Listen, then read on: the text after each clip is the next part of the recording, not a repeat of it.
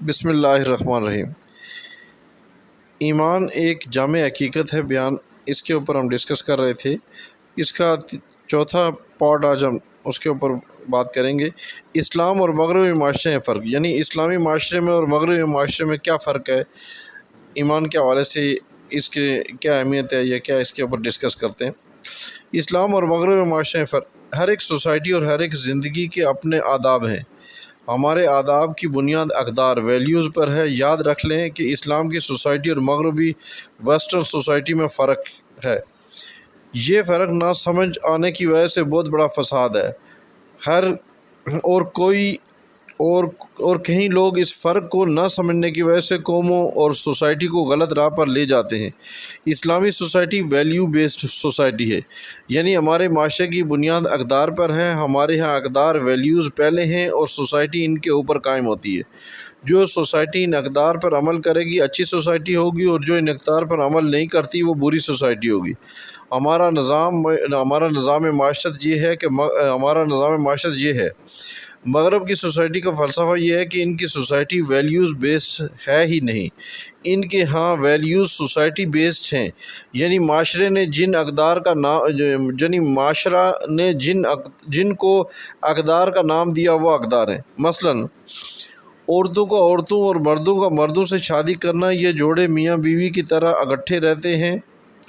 گویا گیز اور homo sexual society ہے، وہ پہلے اس عمل کو ناپسند کرتے تھے، یہ ان کی اقدار ویلیوز نہیں تھی، مگر اب اس کو پسند کر لیا۔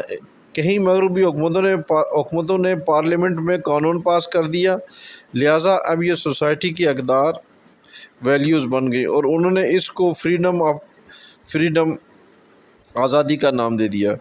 وہ جو نام چاہیں دے دیں، ان کی اپنی زبان ہے، اپنے الفاظ اور تصورات ہیں، جو چاہیں نام دے دیں، جس کی لاٹھی اس کی بھینس۔ نیز یہ کہ اس دنیا میں غلاموں کی کمی نہیں جو ان کی اندھی تقلید کرتے چلے جاتے ہیں۔ ان کی جب زبان چلتی ہے تو یہ غلام اسی راہ پر چل پڑتے ہیں۔ وہ کہتے ہیں کہ مسلمانوں، تم بھی اس راہ پر چلو جس پر ہم چل رہے ہیں، لہٰذا نام نہاد مسلمان بھی ان کی قائم کردہ اقدار کے مطابق اپنے عمل و تصور کو آگے بڑھاتے چلے جاتے ہیں۔ پھر اپنا قبلہ و کعبہ کوئی نہ رہا، بلکہ مغرب ہی قبلہ و کعبہ ہو گیا۔ اپنا تصور دین اور ایمان نہ رہا، بلکہ دین و ایمان بھی مغرب قرار پایا۔ یاد رکھ لیں، یہ ترقی کی راہ نہیں بلکہ ہمارے ہاں ہلاکت کی راہ ہے۔ ان کی سوسائٹی کی بنیاد اور ہے، لوگوں کی پسند اور ناپسند پر ان کی اقدار بدلتی رہتی ہیں۔ ان کے ہاں کوئی حلال و حرام نہیں، ان کے ہاں کوئی حیا اور بے حیا نہیں۔ وہ کل کو یہ بھی کہہ سکتے ہیں کہ انسان کو یہ بھی حق ہے کہ لباس نہ پہنے بلکہ ننگا چلے۔ آپ کہیں گے کہ کیوں؟ وہ کہیں گے کہ ہماری مرضی، یہ ہمارا نجی معاملہ ہے، پرائیویٹ میٹر ہے، یعنی فریڈم آف چوائس ہے، انتخاب کی آزادی ہے۔ گویا اگر کوئی لباس نہیں پہننا چاہتا تو اس کی مرضی۔ گویا یہ ان کا فلسفہ ہے کہ جیسے لوگوں کی مرضی اسے وہ اختیار کرنے میں آزاد ہیں۔ ہمارا کوئی ہے، ان کے ہاں کوئی اقدار، کوئی ڈھانچہ نہیں، کیونکہ انہیں کسی نے حلال و حرام نہیں دیا۔ انہیں حیا اور بے حیائی بتانے والا کوئی نہیں۔ جو حلال و حرام کرنے والا تھا اس کی مانتے نہیں، اور مدر پدر آزاد ہو گئے۔ ہمارا کوئی ہے جس نے حلال کو حلال اور حرام کو حرام کر رکھا ہے، جس نے حیا اور بے حیائی کا فرق مرتب کر رکھا ہے، گناہ اور تقویٰ کا تعین کر دیا، نیکی اور بدی کے تصورات دے رکھے ہیں، گڈ اور ایول، نیکی اور بدی کے معیار قائم کر رکھے۔ الغرض ہمارے ہاں تقویٰ، خیر اور شر کے پیمانے ہیں۔ ہمارا کوئی ہے جس کو ہم مانتے ہیں، ان کا کوئی نہیں ہمارا ہے جس نے ہمیں جنت و دوزخ کا راستہ بتا رکھا ہے، جبکہ ان کے ہاں بس یہی کچھ ان کی جنت ہے۔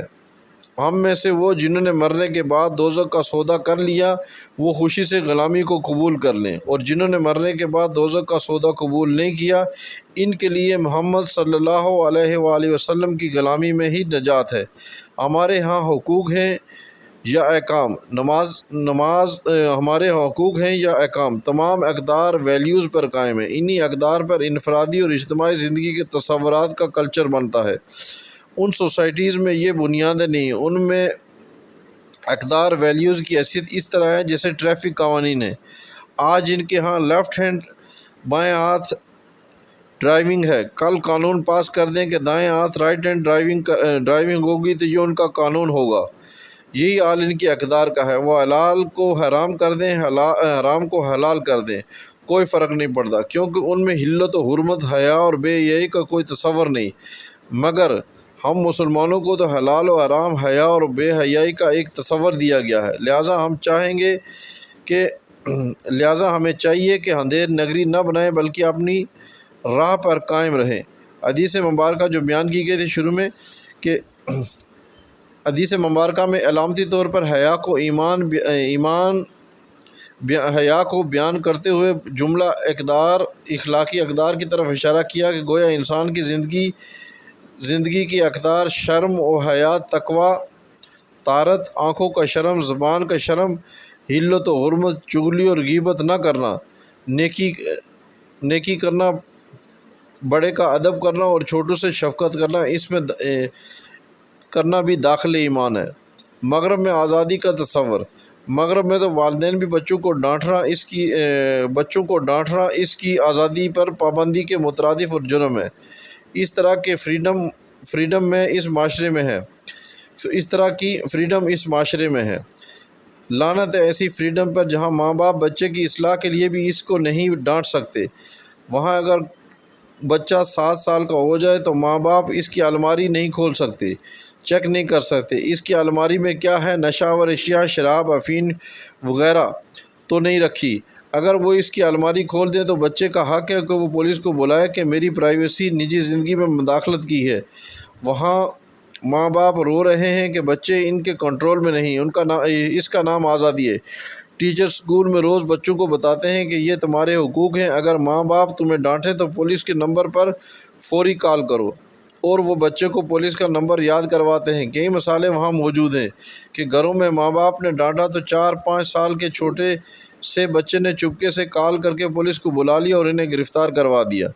وہ سوسائٹی کو اس سمت لے جانا چاہتے ہیں، اس لیے ان کا کیا ہے، کوئی نہیں۔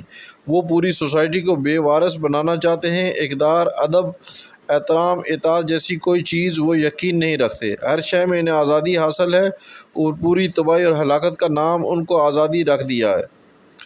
ان کے ہاں فریڈم آف کلچر ہے، بلکہ ہمارے ہاں آزادی کی ایک حد ہے۔ اہل مغرب نے زندگی کے ہر شعبے میں پابندیوں کے قوانین بنا رکھے ہیں۔ ٹریفک، ٹیکس، کاروبار، سکول کے یونیفارم اور اوقات کار میں پابند ہیں، مگر جب اقدار اور شرم و حیا کا معاملہ آتا ہے تو کہتے ہیں کہ ہمیں پابندی نہیں بلکہ آزادی چاہیے۔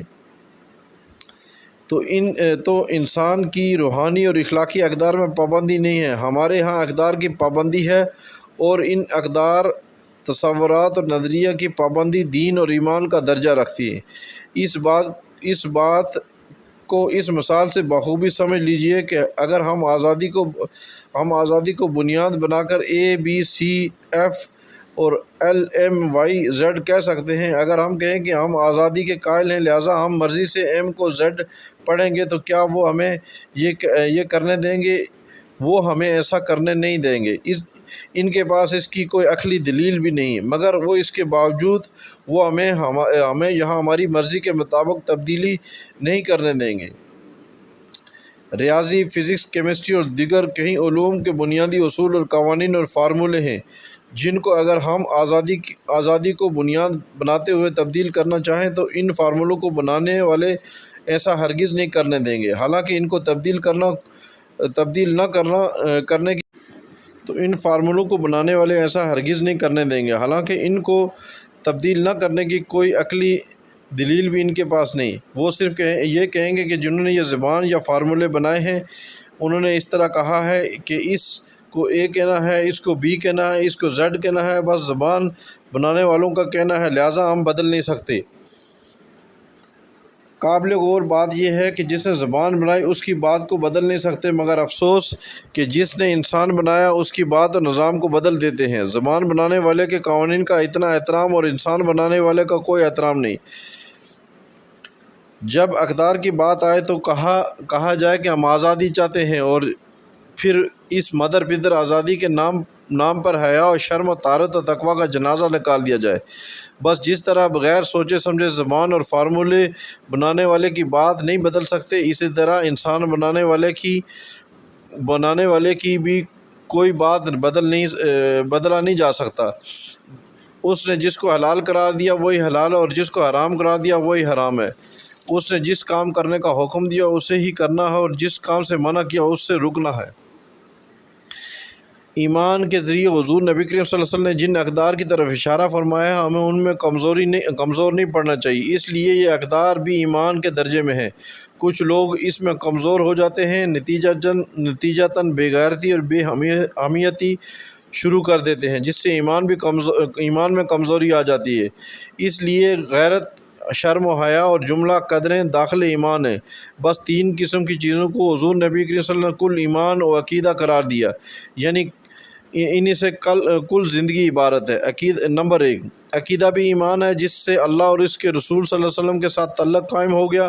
نمبر 2، تکلیف دہ چیز کو راستے سے ہٹانا، اس سے انسان کے ساتھ کوئی